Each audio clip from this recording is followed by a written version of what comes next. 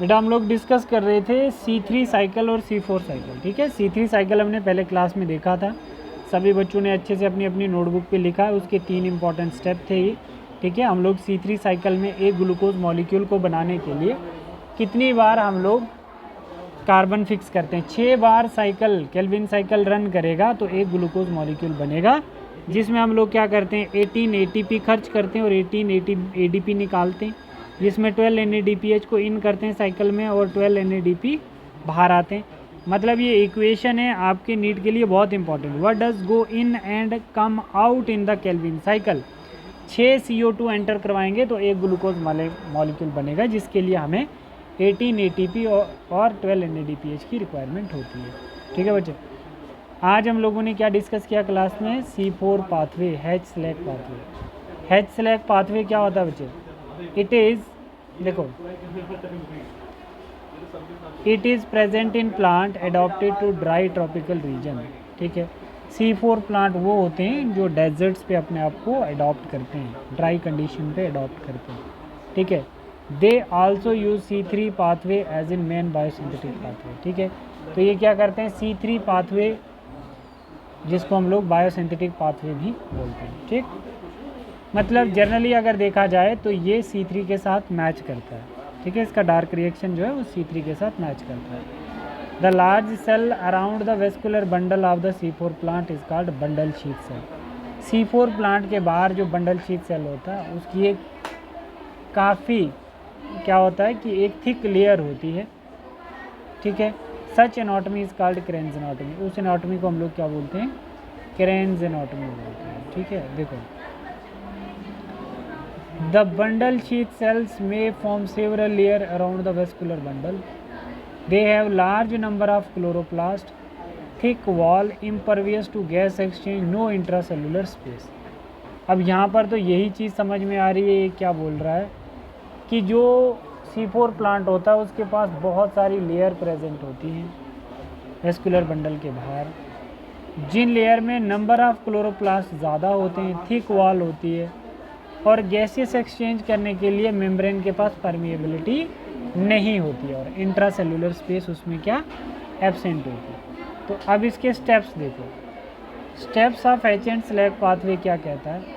Primary CO2 acceptor is पेप, जैसे आपने उसमें क्या देखा है, यहाँ पे क्या है RUBP है C3 में, इसके केस में प्राइमरी CO2 एक्सेप्टर कौन है, PEP, phosphoenol pyruvate. 3 carbon compound molecule दिखता है मेसोफिल सेल्स में। The enzymes for this fixation PEPcase, यहाँ पर एंजाइम कौन है फिक्सेशन के लिए, पेपकेस एंजाइम जो एटमॉस्फेयर से CO2 को फिक्स करता है, यहाँ पे कौन है, रिबिस्को है। ठीक है बच्चे, दूसरा point, the mesophyll cell lack RuBisCO enzyme. Mesophyll cell जो होता है वो रिबिस्को एंजाइम्स को क्या करता है, इसके पास रिबिस्को एंजाइम नहीं होता C4 प्लांट में, जो C3 प्लांट में रहता है। The C4 plant and oxalic acid is formed in the mesophyll cell.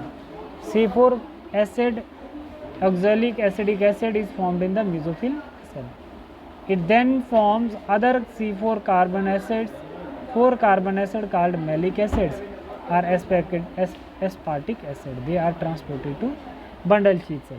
मैं जनरली बता दूं बच्चे कि यहाँ पर ये 2 इम्पॉर्टेंट सेल हैं, एक हमारा कौन सा सेल है, मेसोफिल सेल है, और एक है हमारे पास बंडल शीथ सेल है। ठीक है, तो देखो यहाँ पर फास्फेनोल पायरुवेट जो है हमारा क्या है, प्राइमरी एक्सेप्टर CO2 का, और CO2 फिक्स करने के बाद ये क्या करेगा, C4 एसिड बनाएगा, वो मैलिक एसिड हो या आप उसको ऑक्सैलो एसिडिक एसिड भी बोल सकते हो। ठीक है बच्चे, और वो ऑक्सैलो एसिडिक एसिड इस सेल से दूसरे सेल में ट्रांसपोर्ट करवाया जाएगा। ठीक है, जिसको हम C4 एसिड बोलते हैं, वो किस में जा रहा है, उसकी डिकार्बोक्सिलेशन की जा रही है और डिकार्बोक्सिलेशन करके CO2 को रिलीज़ कर दिया जाता है। तो CO2 को रिलीज़ करके यहाँ पर कौन सा साइकिल चलेगा, C3 साइकिल चलेगा, और C3 एसिड को दोबारा सेंड कर दिया जाएगा किस में भेज दिया जाएगा, मेसोफिल सेल में, और वो मेसोफिल सेल से दोबारा किस में चले जाएगा, फास्फेनोल पायरुवेट। ठीक है बेटा, तो ये है साइकिल। तो इसमें क्या बोला है, in the bundle sheath cell C4 acids are broken down into release CO2 and C3 molecules. ठीक है, the C3 molecule transport back to mesophyll cell. C3 molecule ये दोबारा यहाँ से mesophyll cells के लिए बैक किया जाएगा, where it is converted into PEP again. दोबारा से वो फास्फेनोल पायरुवेट में कन्वर्ट किया जाएगा. ठीक है बच्चे, देखो the release CO2 enter the pathway. Bundle sheath cells are rich in RuBisCO but lack peptase. Bundle sheath cells जो होता है, जो सिर्फ और सिर्फ किस में होता है, C3 साइकिल में होता है. ठीक है, और मेसोफिल सेल और बंडल शीथ सेल किस में, दो सेल किस में है, C4 साइकिल में. एक सेल किस में बच्चे, बंडल शीथ सेल में. एक सेल किस में, एक सेल के अंदर साइकिल किस में चलता है, C3 प्लांट में. और दो सेल के अंदर साइकिल कंप्लीट कौन से प्लांट में होता है, C4 साइकिल, C4 प्लांट में. ठीक है, देखो ये बोल रहा है कि पेप्केस एंजाइम जो होता है वो किस में एब्सेंट होगा, बंडल शीथ सेल के पास. बंडल शीथ सेल के पास रुबिस्को एंजाइम नहीं होगा बट लैक पेप्केस. उल्टा बोल दिया. Bundle sheath cells are rich in rubisco. Bundle sheath cell जो होते हैं, ठीक है, वो रुबिस्को से भरे होते हैं. ठीक है, बट लैक पेप्केस, उनमें पेप्केस नहीं होता है. 10 C3 pathway is common to C3 and C4.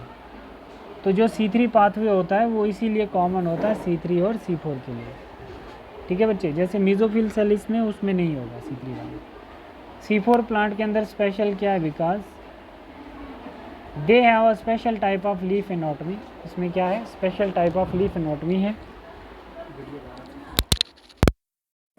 ठीक है, और फिर उसके बाद हमारे पास क्या आ जाएगा, they tolerate higher temperature. They tolerate higher temperature मतलब हाई टेम्परेचर में भी ये अपने आप को ग्रो करवा लेते हैं. कौन से, हमारे C4 प्लांट. और जो C3 हैं ये हाई टेम्परेचर को टॉलरेट नहीं कर सकते हैं. ठीक है, they show response to high light intensities.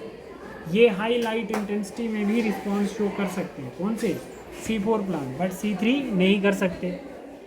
ठीक है बेटा, नेक्स्ट जैसे हमारे पास क्या आता है, नेक्स्ट हमारे पास आता है दे लेक फोटो रिस्पायरेशन.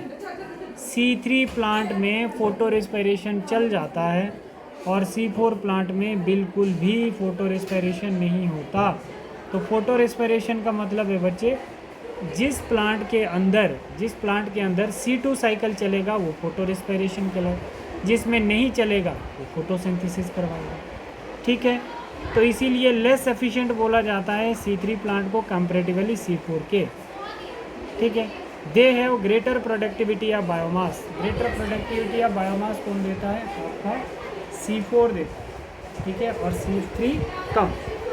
ठीक है बच्चे, तो ये इसका कॉन्सेप्ट था. देखो ये एक बताया इसने, केल्विन पाथवे फोटो रेस्पिरेशन में. RUBP कंबाइन विद CO2, ये रुबिस्को है.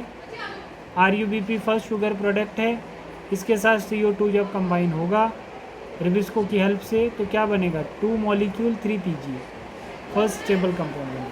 तो इसको हम लोग फोटो रेस्पिरेशन को नेक्स्ट क्लास में डिस्कस करेंगे. ठीक है बेटा, थैंक यू.